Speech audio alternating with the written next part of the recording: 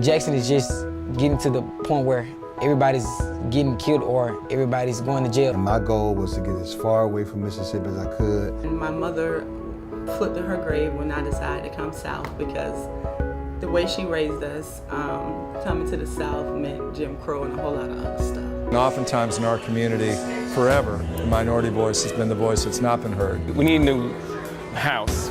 We need a new governor. We need a new mayor. If we want things, is we have to support things. And that includes supporting business people that are trying to bring a big city feel to the market. We got to be able to support them. The fact that Jackson is described as a challenge. Jackson has is perceived as something that it's not. It's perceived as this globule of a problem by the outside world, by the news, by people who are outside of Mississippi, and by politicians. If you see in the morning time, you have this plethora of cars driving in from Madison, driving in from Byram, driving in from Vicksburg, making the money, but driving back out in the evening time and not putting back in the city. I've lived in 5 different states. But coming here at first, I felt like I was walking backwards in time. We need to fully fund our schools because they're not being fully funded. We need to fund our arts community because that's going to be the basis of what brings up the community here in Mississippi. It's not easy, but who said it was going to be easy? Bring it on.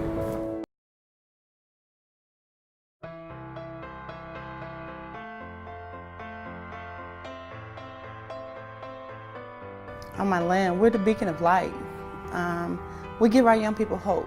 I mean, from the Denzel Washingtons to the J-Los to so many different actors and sports figures, from the Shaquille O'Neals to the Missy Copelands.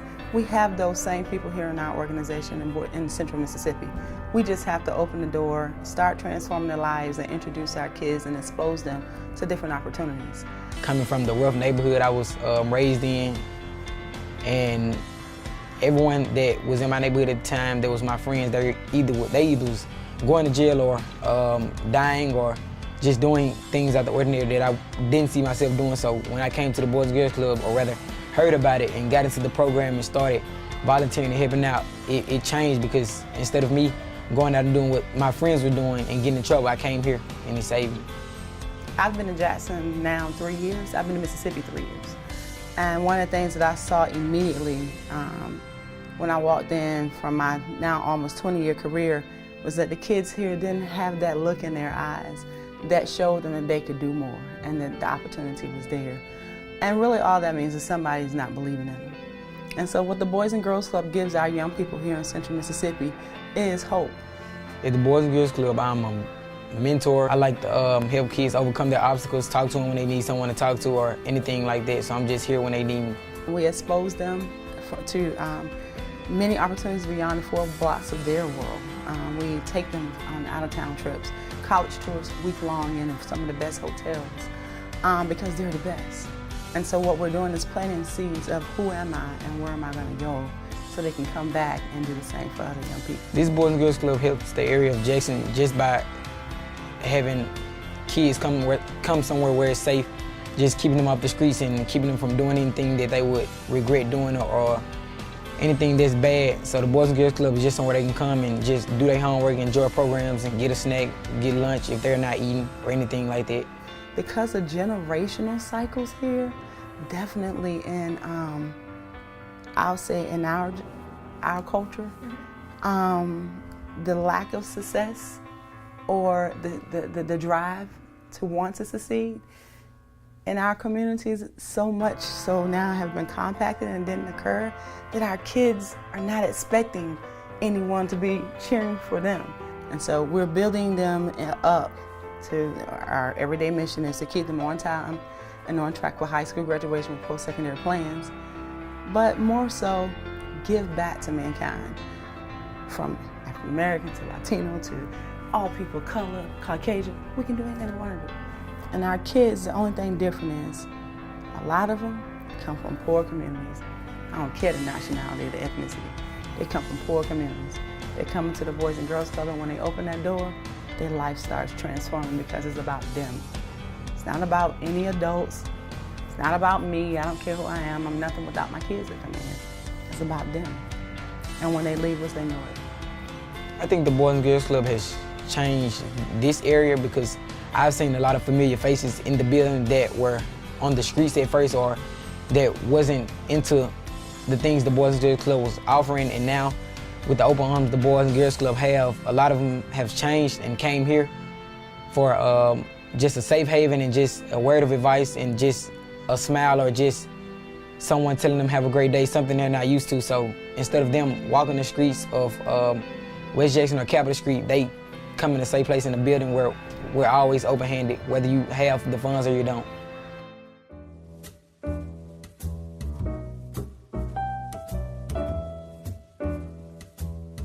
I grew up in the 80s. I was in high school in the 80s, and I had a Jerry curl.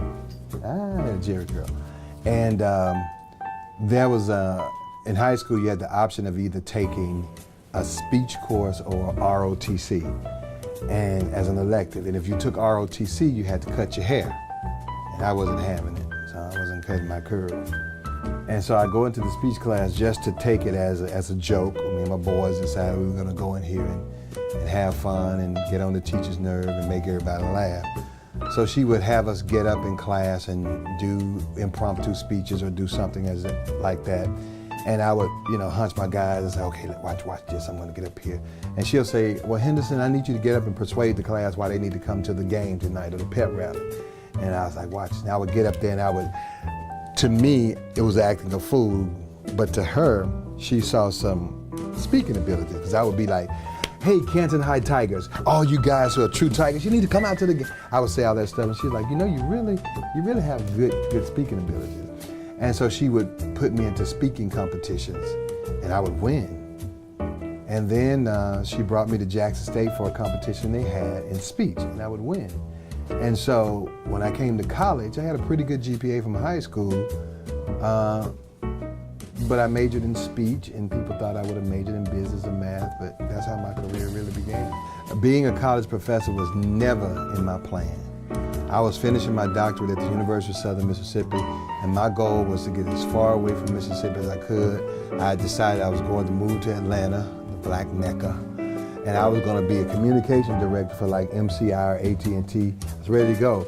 And so the summer when I finished my coursework and everything at the University of Southern Mississippi, the speech department here, where I graduated, we kept in touch. I kept in touch with them while I was gone. They called and said one of the drama teachers was taking a year leave of absence, and they wanted to know if I would come for a year and teach, and I said no. I said no, I had no interest in doing that. And so I went ahead with getting ready with my moving plan. So like 2 weeks before school year started, they called back and said, we can't find anybody. And they put the old, speech on me. This is your department. We just need you for a year. So I was like, okay, I'm from Canton, that's close to home. I'll go for a year. And 1 year has turned into 21 years. I wanted an organization that would allow students to be affected the way I was affected by communication and by performance.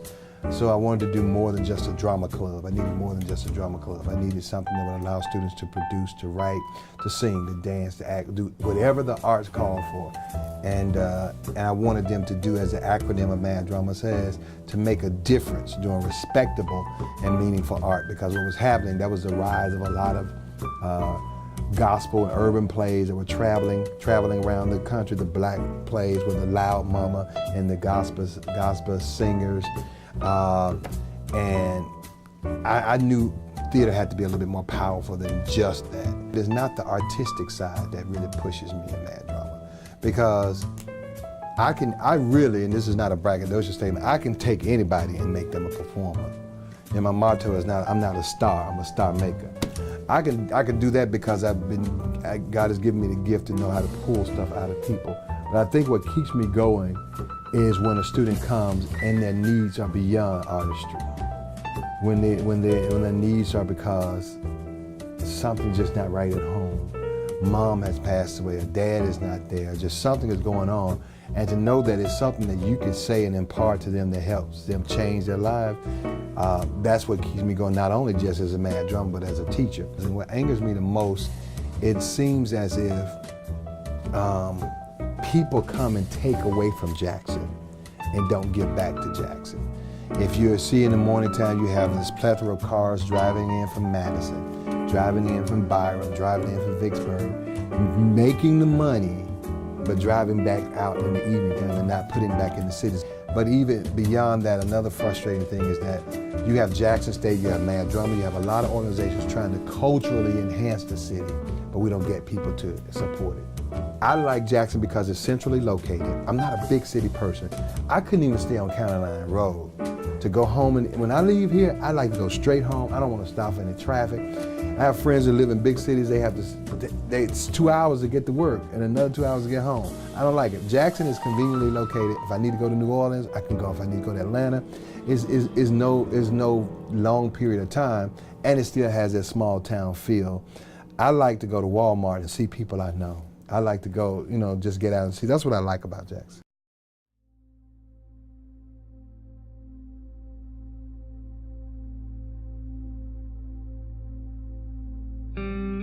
We actually were challenged to do this by a group who does this in North Carolina.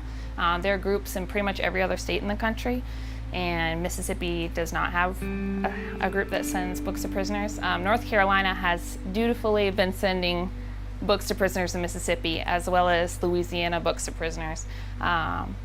North Carolina Books to Prisoners came through and did a great puppet show about the prison industrial complex and just educated the crap out of us about prisons. And then they said, okay, who's gonna start a prison books collective? And so a few of us said, sure, we'll do that. And that was about 2 years ago. So far, we sent our first books in December of last year, and so far we sent 500 individual packages. It's not very much, but to send one package costs about $3 to $5. So the fundraising is the most difficult part because, for each person who gets books, we have to collect $3 to $5. I was raised in a really poor rural environment, and I had books. I was just talking about, I had my library card, and all summer I just digested books. I didn't really have anything else to do, lived in the woods, super rural. And that was really awesome to me. And as a teenager, my mom's partner was in prison for 7 years. So sending him books was a really great thing that we were able to do. You couldn't see him very often. It was far away. Again, we lived way out in the boonies. You couldn't go visit. And it really did a number on him for that long. So he's back in prison. Yeah. Hopefully. I actually just looked him up, and I'm hoping to send some books through the Berkeley Books of Prisoners to try and maybe get him some books. Let him know I'm still out here thinking about him. Unfortunately, in prisons, books are not a right. Books can be taken away when prisoners are on lockdown.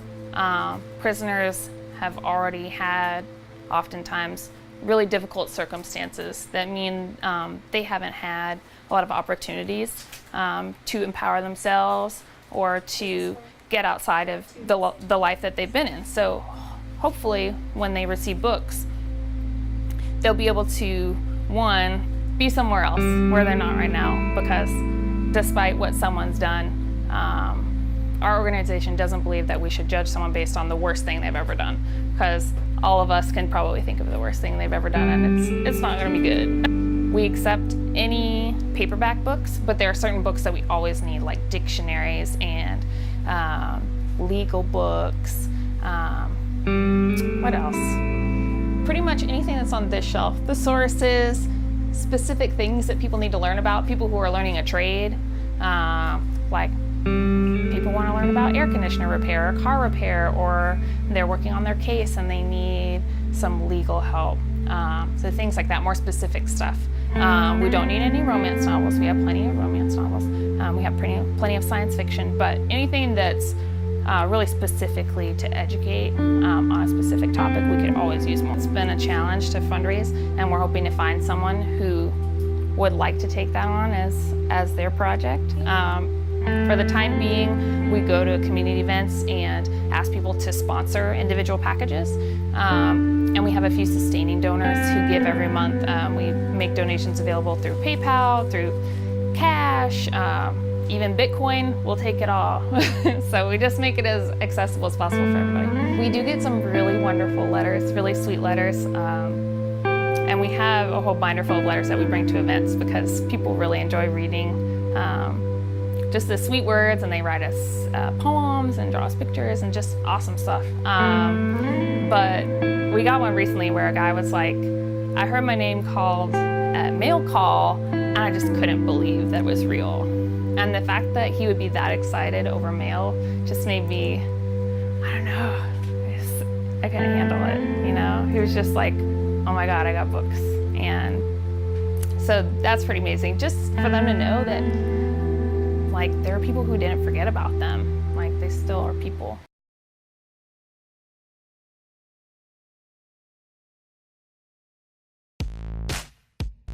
I've been here pretty much my entire life. I graduated from Madison Central and attended JSU for 1 year, ended up dropping out after my grandmother passed away. I work with SPLC and Jed Oppenheim. We do the Art, Poetry, and Justice every year. I try to partner up with him. So we allow high school and college age kids to come and do poetry and showcase their artwork based on social justice and anything going on within their communities. I just also was working for the ACLU Mississippi, being a youth justice organizer. Offbeat is basically an alternative culture store rooted in comic books, records, and designer toys. And we also run as an art gallery for young minority artists in the area. The name Offbeat comes from me trying to figure out how to describe the store in one setting. And the store in itself, it all encapsulates art. Whether it's just the toys, somebody has to sculpt it, the comics, somebody has to draw, write, ink it. Music, a lot of people don't consider hip hop and electronic music art, but that's all art. And instead of calling it alternative art, I wanted to call it, you know, this is stuff for offbeat art. So that's why I named the place Offbeat, and we're also on the off-beaten path.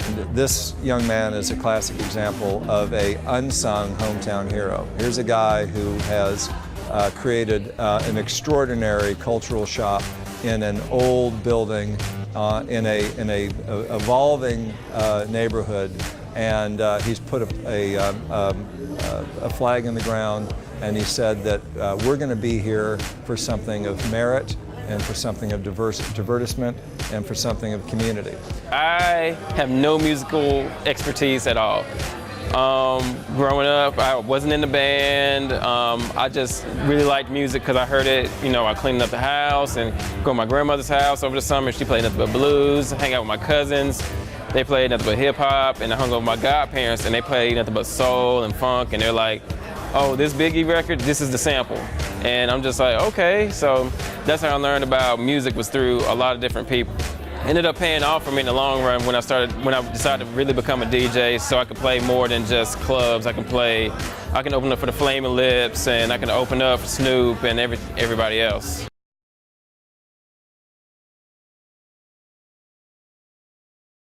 Like anyone who is young, I grew up very selfish and very focused on self and what was fun for me and what was in my small little world. And that's normal. That's part of being youthful.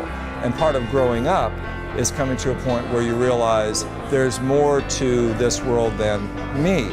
And then part of trying to become an actualized human being is when you realize it's the others in the world that are more important than me 100%. And what can I do to try to positively impact those folks? The old axiom, you know, you give and you get much more receipt. It's kind of true. Jackson's biggest challenge is for our young men and women to have a chance to connect to role models that are sincere and that are selfless. The role models that place themselves in positions of power and persuasion over the community.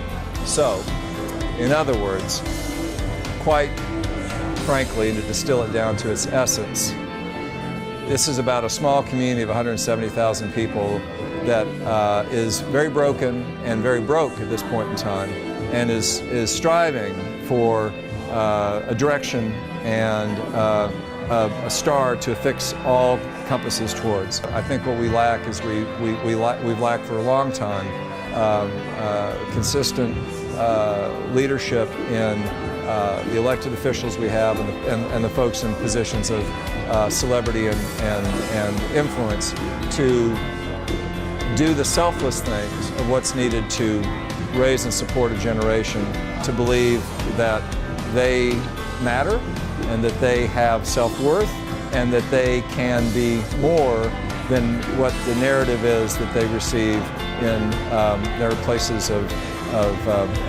home, school, where they spend time with others, and also what they see when they turn on the TV or open up a newspaper. The most important voice in the world, and the minority voice is the most important voice in the room, and oftentimes in our community, forever, the minority voice has been the voice that's not been heard. And what I mean by that, very frankly, as a 53-year-old white man, is not talking about the voice of an African American as a symbol, but the voice of the person who is disenfranchised and is not quite sure how she or he is going to navigate to their best life and trying to find that best life. What does that mean when the role models that they may see and connect to are failing them in many, many ways?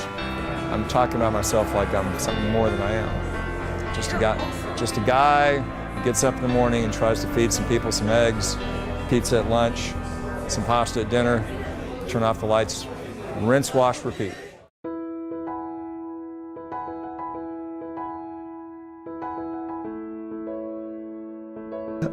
Jackson is a great, I like Jackson because people ask, well, why do you stay in Jackson?